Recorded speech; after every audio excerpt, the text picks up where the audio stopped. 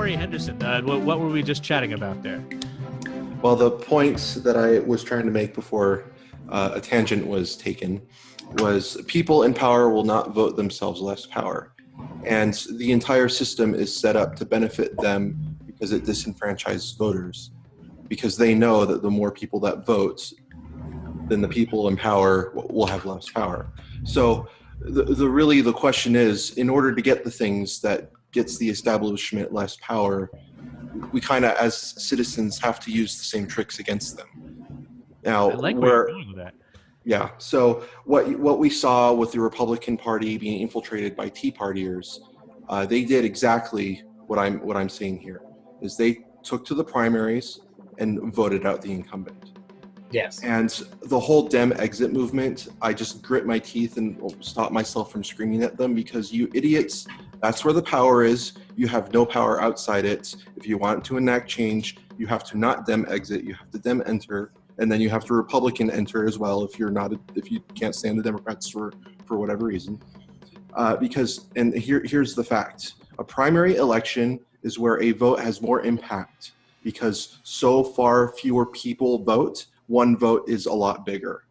And if you can flood a primary with disenfranchised voters, you have a chance, and in many cases unsuccessful, but you do that all across the country, you somehow find a way to bring all these people who don't vote to bear into the primary election, then you have what they say, the general election is a choice between the lesser of two evils. Well, the primary is a chance to vote for good. So the vote in the primary has more weight than the vote in the general. Yes, that's right.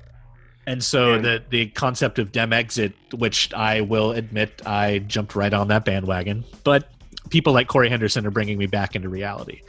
That whole concept, and unless you could form some other party and find some billionaire who's going to fund it and make it viable, like, what would you do? You know? So, right, and I'll admit in this group that I voted for Hillary Clinton in the general, and that's because I voted for good in the primary. Because I voted for good in the primary, I will vote for the lesser evil in the general. And if everybody did that, you know what? We wouldn't have two evils in the general. Well, I mean, so long as we have a good in the primary, though. Exactly, but at the same time, I don't want to interrupt, but at the same time, going on what you were talking about is I see a little bit more nefarious action going on in what you were talking about. A lot of people don't give a shit about the primary, so therefore, that's the problem right there. Right, but therefore now they know that X amount of people aren't going to vote in the primary, so now if they can get their party base, or they can get their constituency base, or they can get the people who have a vested interest in, like you said, Hillary getting in, then their votes are even worth more, because there's nothing to sit there and there's not that interaction where there should be on that grander scale of everyone participating in the primary.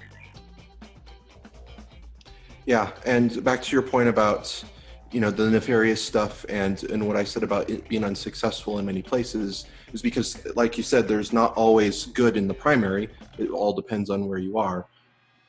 But that's okay, because it's a long road. It's not show up to the primary this year and vote for good.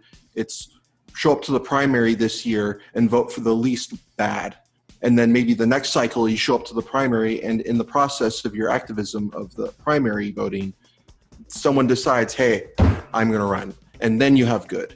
And it's by getting the collective mass to show up at the primary that the good people who don't run because they feel like they can't win suddenly go, hey, wait a minute, look at this turnout, I have a shot. So 3 or 4 primary cycles later, you have a net benefit, that we've collectively added. Right, so but we're holding the door open. I like that analogy. Okay, it's not bad, but I mean, speaking as someone who's somewhat politically kind of engaged, but more along the lines of, I pessimistic. I got to work tomorrow, so a lot of this shit is just, you know what I mean. That's the way I That's exactly the mentality that activists have to have to push forward Right. through. Like that's the hardest person to reach, is the person Yeah. who is so focused on their day to day that thinking about lofty endeavors of changing things and then having it better in 10 years is just not even on their radar, because they got to feed the kid and keep their family happy and not piss their Right. boss off. But but speaking as that precariat class, if you will, to quote, Hillary's fucking band of evilness that backed her, we all have that thought in the back of our head that if shit gets really, really bad enough, there will be a second civil war. I'm not a revolt of sorts. Actually, Chris Exactly. Hedges just came out with a book. I'm not going to plug it because I don't remember the title, but it's basically like an argument for revolt. exactly. And Not the only thing one is having that thought, you know? no, and that's the thing. I mean, but it's the same thing. It goes along that same zombie apocalypse mentality of people like, well, they can do whatever they want, but realistically, when the zombie apocalypse happens, I guarantee you, Trump is going to be fucking eaten within the first year. Me, I'm going to be a fucking warlord in Georgia, so feel free to come down to my land. You know what I mean? I'll But keep you as an ally, Jesse. right, but that is that mentality of what they do is not important on that day-to-day survival, if you will. But the problem that I have is the simple fact that it does. I'm sick and tired of it having to be the two evils, or the lesser of two evils, or shit sandwich, or shit sandwich with cheese. It's That's the where same the thing. patience has to come in, though, man. The patience and diligence. You got to Right. actually But sign they up are. for a party, show up to the primary, take it over eventually. But it doesn't Like matter. Corey said. But they're proving time and time and time again. And if it doesn't fit the powers that are in control, if it doesn't fit their narrative, Bernie bounds out. If it doesn't fit their narrative, JFK gets assassinated. If That's it the doesn't fit hoodwink, their man. narrative, right? But if it doesn't That's fit you their falling narrative, for them making you scared to do anything about it. It's not a That's matter why of we're all sitting at home. That's why people don't show up to the polls. You know what I mean?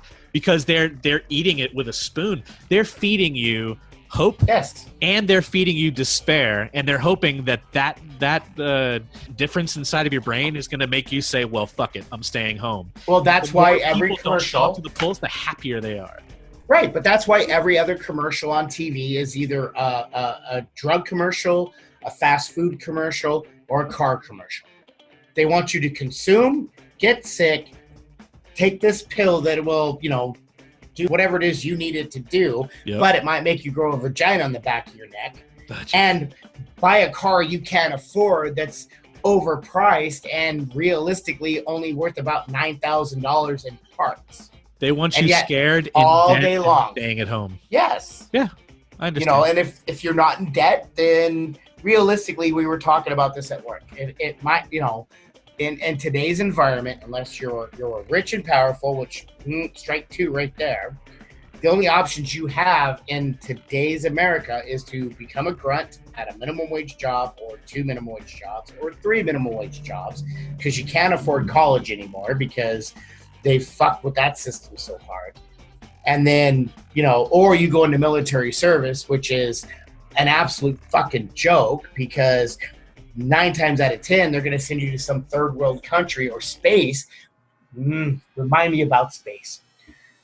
You know what I mean? So it's would you agree that people need to be told what to do?